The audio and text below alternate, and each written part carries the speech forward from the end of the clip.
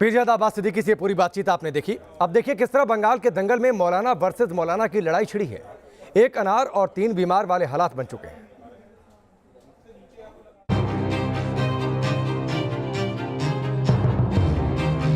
যে ফ্রান্সে ওই জারো সন্তানটাকে জাহান্নামে পৌঁছালো।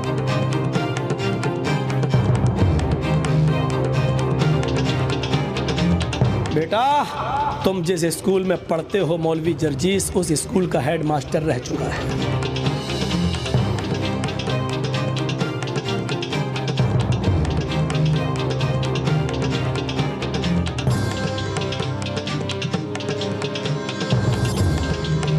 बार बार उसमें दे रहा है ममता का मौलाना, टीवी पे हेडिंग चला रहा है, दिखा रहा बात ममता का मौलाना।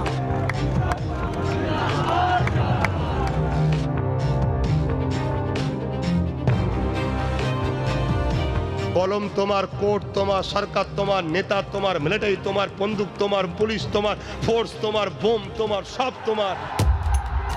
बंगाल की सियासत में मुसलमान सबसे बड़ा फैक्टर है।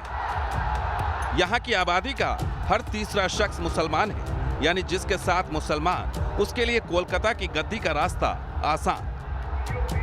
इस बार बंगाल चुनाव में जिस तरह से असदुद्दीन ओवैसी और पीरजादा अब्बास सिद्दीकी की एंट्री हुई है, उससे सबसे ज्यादा परेशान ममता बनर्जी है। यही वजह है कि दीदी के पक्ष में मुसलमानों को एकजुट रखने की कमान एक मौलाना ने संभाल ली है। मुझे लग रहा है कि बीजेपी की इतनी नींद नहीं उड़ी जितनी मीडिया वालों की उड़ गई। हाय राम, ये क्या हो गया? मौलाना जर्जीस सबको एक ना कर दे।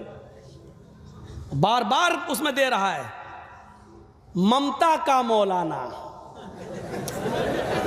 टीवी पे हेडिंग चला रहा है, दिखा रहा बात ममता का मौलाना। मैंने नाम तक नहीं लिया, मैंने सिर्फ ये बात कही कि लोगों तुम बहुत समझदार हो, बड़े नुकसान से बचने के लिए छोटा नुकसान अगर करना पड़े तो कर देना। इस वक्त हम बंगाल में यही पोजीशन में है। ममता के इस मौलाना का परिचय आप इनके तकरीर से ही समझ सकते हैं। कहने को तो इस्लाम का पैगाम पहुंचाना इनका काम है, धर्म को सरल भाषा में जनता तक पहुंचाना है, लेकिन जलसे में जब मौलाना साहब की जुबान खुलती है तो सिर्फ घृणा दिखती है। प्रधानमंत्री मोदी के लिए घृणा, तिरस्कार। मुसलमानों लिखो, मैं जिंदा रहूं तो मुझसे पूछना, मर जाऊं तो दुआ के लिए हाथ उठाना। जिस तरह फिरौन का नाम इतिहास में लिया जाता है जालिम, जिस तरह नमरूद का नाम लिया जाता है जालिम, जिस तरह हज्जाज इब्न यूसुफ के जुल्म और सितम को लेकर लोग उसको जालिम कहते हैं, जिस तरह यहूदियों का कातिल हिटलर का नाम लिखा जाता है, भारत के इतिहास में आने वाली तारीख में नरेंद्र मोदी को हिटलर लिखा जाएगा, फिरौन लिखा जाएगा, नमरूद लिखा जाएगा, हज्जाज लिखा जाएगा। इसका आने वाले इतिहास में इसका नाम जालिमों में शुमार होगा, जालिमों में।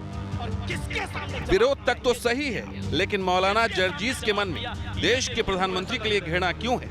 सवाल ये भी है कि इस मौलाना का असली मकसद क्या है और ये क्यों इतने बेचैन?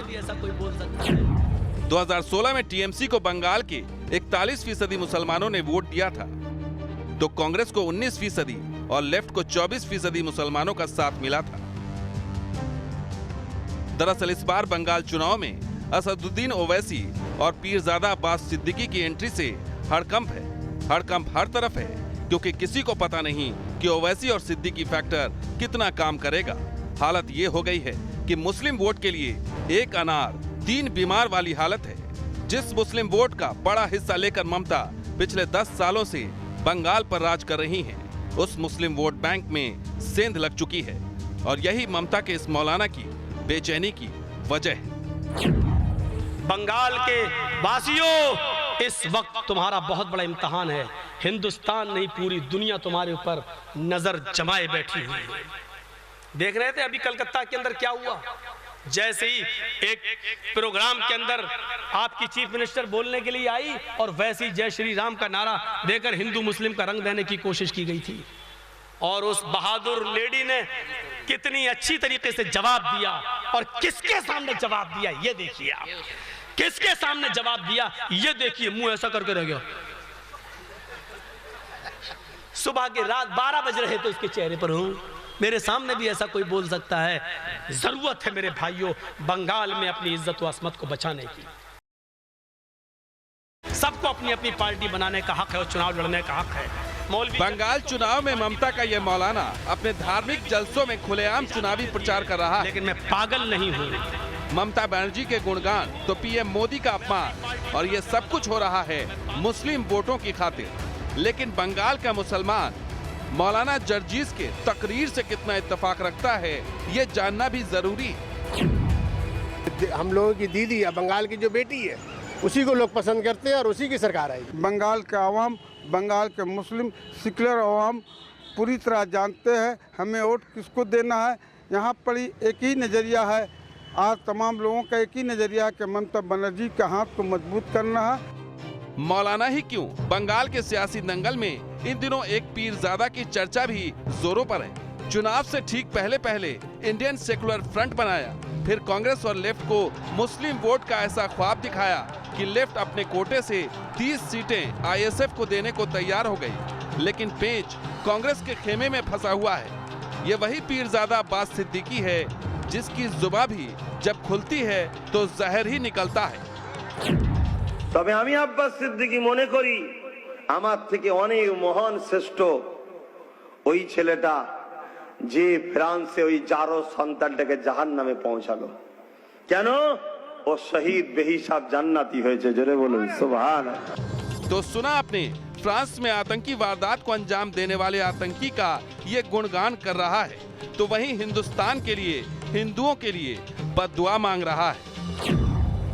আমরা গুটি কত মুসলমান ইন্নাল্লাহর মা সাবরিন নাই বলেই নিলাম, তারপরও মায়ের লালরা করে পাচ্ছে না করতে, খোদার গজবে শিকার হচ্ছে। আরো হবে, আরো হবে। যেমন চীনে করোনা এসেছে, এই ভারতে খোদার গজব আসবে খুব শিগগিরই, দেখ না। अब इन तस्वीरों को देखिए। रविवार को कोलकाता के ब्रिगेड परेड मैदान में रैली के दौरान कांग्रेस नेता अधीर रंजन चौधरी भाषण दे रहे थे। सोच को बदलो, सितारे बदल जाएंगे, कश्तियां बदलने की जरूरत नहीं। इसी बीच मंच पर पीरजादा की एंट्री क्या हुई, कांग्रेस नेता अधीर हो गए।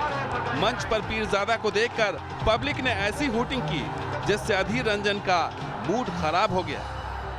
अधीर रंजन ने पीरजादा से दुआ सलाम तक नहीं किया। इस वाक़े के 24 घंटे भी नहीं बीते थे कि अधीर रंजन की तरफ से गठबंधन पर सवाल उठने लगे। लेट पार्टी के साथ हमारा अभी तक फैसला नहीं हुआ है कि हमारा हिस्से में कितने सीट आएंगे। बीच में अगर कौन क्या कहते हैं मुझे पता नहीं, क्योंकि हमारी चर्चा लेट पार्टी के साथ होते हैं। दरअसल जिस अब्बास सिद्दीकी की पार्टी आईएसएफ के साथ गठबंधन पर कांग्रेस में सवाल उठ रहे हैं, वो अब्बास सिद्दीकी लेफ्ट और कांग्रेस के गठबंधन को लेकर क्या राय रखता है, आप खुद देख लीजिए। আর আমি চাইছি বাম কংগ্রেসকে এই মুহূর্তে 2021-এর জন্য একটা সিট সমঝোতা করতে, শুধুমাত্র 21-এর জন্য। 21-এর পরে ওদেরও প্রতিশোধ লব আমরা। কথা বুঝছেন না, বোঝেন না? কেন ওরাও তো অনেক জ্বালিয়েছে। तो देखा आपने, अब्बास सिद्दीकी के दिल की बात इस तकरीर से सामने आ गई। पहले तो गठबंधन करेंगे, मुस्लिम वोट के नाम पर सीटों की सौदेबाजी करेंगे, और जब मकसद पूरा हो जाएगा तो इस्लाम को बदनाम करने के नाम पर उसी लेफ्ट और कांग्रेस से बदला भी लेंगे। ये तो आपने पीरजादा अब्बास सिद्दीकी का पूरा मंसूबा समझ लिया, लेकिन मौलाना जर्जीस अंसारी जो खुलेआम ममता के लिए अपने जलसे में प्रचार कर रहा है, उनका मंसूबा भी समझ लीजिए। जानते हो लोग, मौलाना जर्जीस साहब नीतीश के फेवर में बोल दें तो नीतीश तो हमें एमएलसी बना देगा। और आजकल की सियासत कैसी है आप क्या समझते हो? मौलाना जर्जीस यहाँ बैठे, मेरे पास ऑफर नहीं आया। कौन सी पार्टी ऐसी है कि जिसने मौलाना जर्जीस को राज्यसभा का मेंबर बनाने का ऑफर नहीं दिया? कोई एक पार्टी बताओ कौन सी।